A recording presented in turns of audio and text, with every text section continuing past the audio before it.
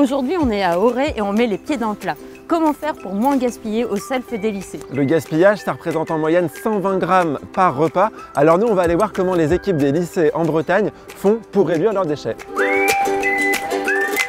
Bon bah voilà, tant pis. Bon, ce midi, il y a François Gabard qui vient déjeuner. Il arrive dans moins d'1 heure. Donc au boulot. Allez.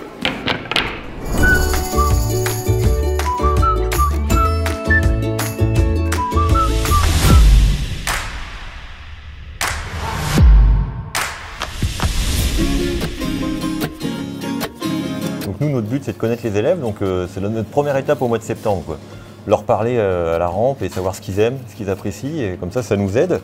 Et ça évite de faire des plats qu'ils vont pas aimer, quoi. Est-ce que vous avez l'impression qu'il y a du gaspillage alimentaire à la cantine, Emma ou Mathis? De ce que j'ai vu, quand je débarrasse les plateaux, il y a beaucoup d'élèves qui prennent des assiettes et on a l'impression qu'ils aiment bien la nourriture et finalement ils en jettent pas mal. Après, des fois, il y en a, ils en reveulent, mais du coup, il n'y en a plus. Et c'est quoi la solution selon toi?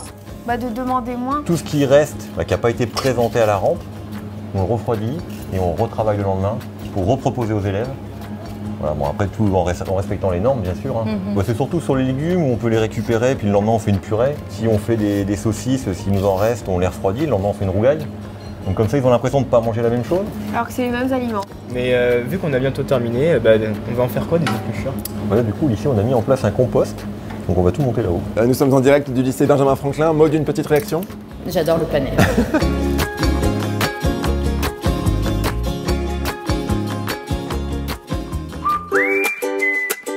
Salut François, bienvenue à la cantine. Bonjour. Salut. François. Maud, on me présente Mathis et Emma qui ont cuisiné pour nous ce midi.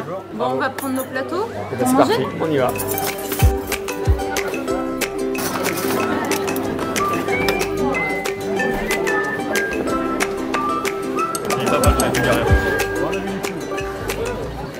Je voulais vous demander comment vous faites pour éviter le gaspillage sur votre bateau? Ton chef a travaillé sur un sous-marin avant, on en parlait à l'instant. Ouais. Mais du coup, sur un bateau, c'est pareil, on part, on sait à peu près ce qu'on va manger ou ce qu'on veut manger. Et du coup, on part avec, on va dire, le strict minimum, ce dont on a besoin, on pense avoir besoin. Et pas plus, quoi. Donc l'idée, c'est ça. Et à la limite, ce que tu n'utilises pas, tu le gardes et tu le ramènes à terre à la fin et puis tu peux l'utiliser pour la course suivante ou c'est pas perdu, quoi. Vous arrivez du coup, vous, pendant vos traversées, à lutter contre le gaspillage alimentaire? Grosso modo, vu que tout est souvent non périssable, quelque part quand tu ouvres une portion, c'est assez facile de la terminer, quoi. Donc on a quasiment zéro gaspillage. Toi, il y a des choses que tu fais à la maison? On était tentés à la maison de prendre beaucoup en fait dans les assiettes. Enfin, ça dépendait des personnes, mais maintenant, je réduis vachement mes portions. Alors, chef qui gagne la palme du plateau anti-gaspi? Bonne question.